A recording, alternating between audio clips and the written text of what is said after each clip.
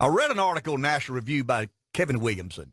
Kevin Williamson is kind of a provocateur who writes a lot for National Review, and he kind of pokes the bear a little bit, and he tries to get you.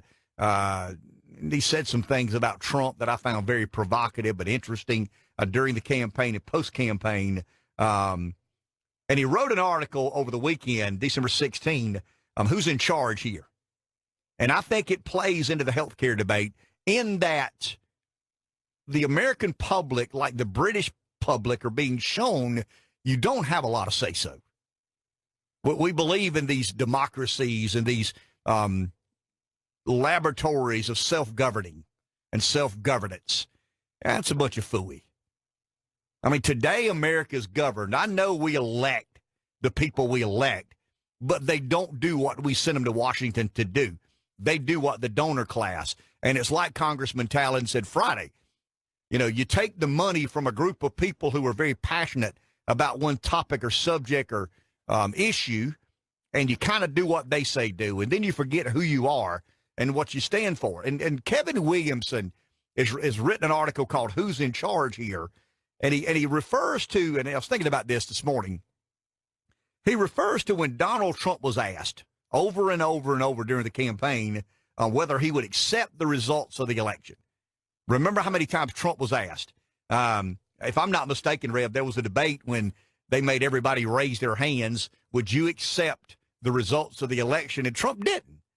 And Trump's response was always, I have to wait and see. We'll have to see how this thing plays out and how, well, I mean, that. And then Hillary Clinton said that's the biggest threat to democracy. Well, I mean, we were all taken aback, and, you know, we faked being outraged. And, I mean, that was a good way to take a jab at Trump because he's the guy that said he wouldn't agree to accept the outcome of the election. The Democrats went crazy. The media went crazy. They basically demanded, Rev, that he take a solemn vow, you know, that he will accept the outcome of the election. And Trump kind of toyed with them, as he always does. I mean, I don't know what they thought Donald Trump was going to do. Was he going to organize, you know, a revolutionary army and march on Washington like the people in Paris are doing with the yellow vest protest? Kevin Williamson is arguing they should have asked Theresa May that question, the Prime Minister of Great Britain. The people of the United Kingdom, the people of England, voted in June of 2016, June 23rd of 2016 exact. They voted to leave the European Union in what we refer to as Brexit. We believe that Trump was some version or variety of the Brexit that happened in June of 16, and then we had our own Brexit in November. That's the day I began to really believe that you and I were onto something with Donald Trump. When Brexit, which was behind in the polls about 5 or 6 percentage points, similar to Trump, and won in fairly overwhelming fashion, that's when I was convinced that a lot of people didn't say out loud and publicly they were going to vote for Brexit because they didn't want to appear to be, you know, outlandish or out of control. And a lot of people yelled from the mountaintop, yeah, I'm for Brexit. You better believe I'm for Brexit. But the more informed and intellectual class, they wanted to be a little more careful. Well, we're in the end of 2018. Let's get this straight. In June 23rd of 2016, the citizenry of England, the people in a democracy, voted to leave the European Union. It still remains clear or unclear whether the UK government and the European Union will actually accept the will of the people. And I found an article in the New York Times. It's actually the editorial board of the New York Times read an editorial or wrote one, and they're complaining that the Brexit debate over the British departure from the European Union, and here are their words, Rev, because I got them highlighted here, largely exclude any thought of European Union interest. I mean, that's the editorial board of the New York Times, the elites of the elite, lecturing to the people of England that you really didn't know what you were doing. When you voted, you got to take into account any thought of the European Union. You got to be just absolutely and totally tone deaf. That was precisely the point. They didn't want to take into account any of what the European Union interests were. The British people voted to leave the European Union because many of them felt they had lost control of their country. Period.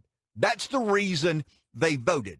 They didn't want to turn over control of their lives as citizens of England to a bunch of unaccountable men in Brussels, where the European Union is headquartered.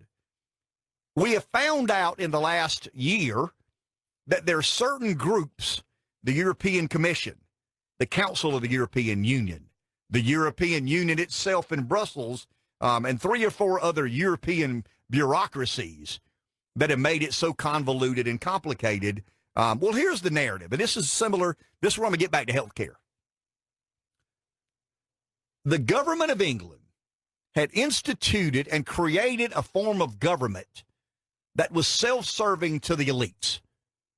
The elites wanted England to be in the European Union because it was in their financial best interest to be married to Germany and whatnot. Now, the people of England didn't like that. They wanted their own country. They wanted a sovereign nation. They wanted the country to be about the nation of Britain. Well, what we're finding out, Rev, is how far the elites will push back. In other words, they are actually trying to overthrow an election. When you look at what's happening today in England, they're trying to say, look, we know what the peasants wanted. We know what the working class wanted. We know what the commoner in England wanted. But they don't understand how superior we are intellectually and philosophically to what they want. In other words, they need us to lead them through the forest of ignorance. Now, the dirty secret is this. The majority of money made in England has been, as it is in America, getting things funded, working in and out of the government.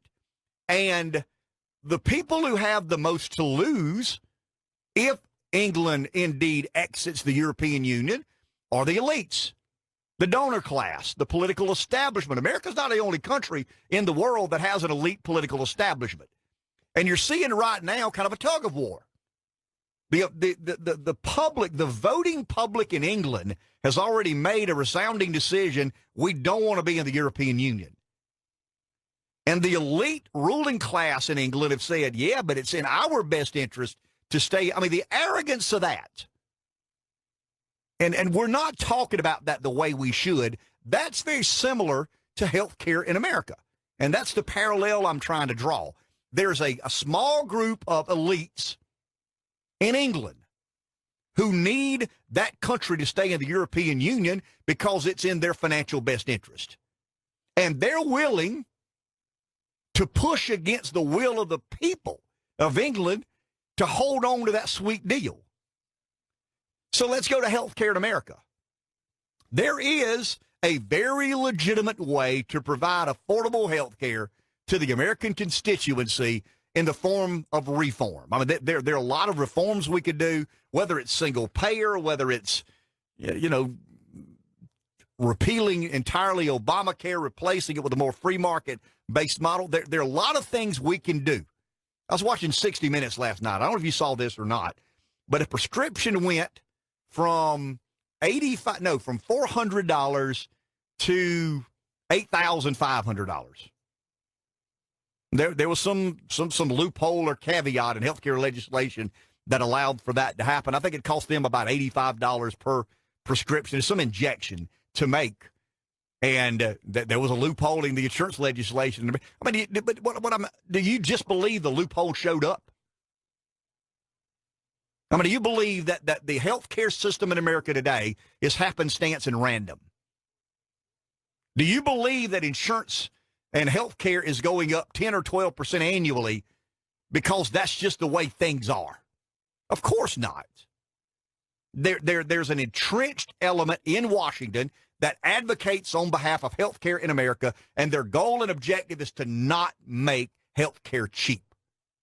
If you're in the insurance business, why would you want fewer dollars spent in healthcare, Rev? If you're running a system of hospitals, why would you want healthcare to be less expensive? Because you love America? Because you're brokenhearted by the hardship that some of the cost calls to the American family? I mean, is that why you've got 30 lobbyists who represent Big Pharma? Is that why we have so many entities and enterprises that are related to healthcare? Is that why we have so many offices occupied in Washington? No. The political system in America today has been created. The healthcare model in America today has, by and large, been created by political leadership. It's not free market. It hadn't been free market in a long, long, long time. The majority of consequential reasoning and rationale that has affected the American healthcare system has come from the federal government. The Congress votes on certain things to allow or disallow things to happen in our healthcare economy. And do you believe that the healthcare community makes contributions to members of Congress in hopes that they can save you some money on your insurance, or save you some money on your next doctor visit, or save you some money on the next 2 days you spend in the hospital? Are you that naive to believe that that's why lobbyists are in Washington? No. That they're in Washington to make every dollar they can make and make sure government legislation and government edict and government mandates. I mean, think of this. I found it very interesting when the insurance companies appeared to be aggravated at the Obamacare. I mean, that's what these lobbyists are real good at, the faux outrage. I found it very interesting when insurance companies would go on CNBC or Bloomberg and talk about how bad Obamacare was. I mean, that was a farce. They wrote the bill. I mean, all the people that provide health care in America wrote the bill. Congress voted on the bill. The majority of the congressmen that were influential in the process took a lot of money from the healthcare sector. We allow that. But what I'm arguing is, as in Brexit, the will of the people in America today are very secondary. We could have more affordable health care if our Congress really did things. And there are a lot of things that we're responsible for. I mean, I've always said that if I were in charge of healthcare in America, the first thing I would do is make you understand it's your healthcare. And if you eat cheeseburgers every day and eat French fries every day, there's a price you're going to pay for that. If you drink bourbon and smoke cigarettes every night, there's a price you're going to pay for that. If you make better decisions, you're going to be rewarded for that. Do we have any of that in our healthcare system? No, we don't. Of course we don't. Because it creates proportionality. All the healthcare industry in America is out for. And I don't doubt that they don't want to provide good service and good care. I believe that. I mean, I know a lot of people who are doctors and physicians and work in the healthcare sector. All I'm arguing is the most consequential elements in American healthcare today come from the political world, the political realm. Politics is driven by what? Somebody told me very early in my political life, money is the mother's milk. Nobody is making a contribution to a member of Congress to provide more affordable health care. Nobody. They give it lip service. They run around the country saying we've got to find a way to provide our constituency with more affordable health care. Why are you still taking the money from all these health care entities and enterprises when you know sincerely they have no interest in taking money out of their own pocket? They don't. So when Dale raises, the question, well, surely you're not for government-run health care. I'm arguing he kind of got government-run health care today. I mean, we disguise it as private sector insurance. We disguise it as private sector health care. We just disguise it in a lot of ways. But at the end of the day, the most consequential things done to health care in America today are done by members of Congress who act upon the best interests of the American public or the people that give them the most money. And that's what Robin was saying. That's what Congressman Talon was saying.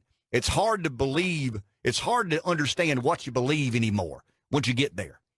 Because you've got a group of people who give you money.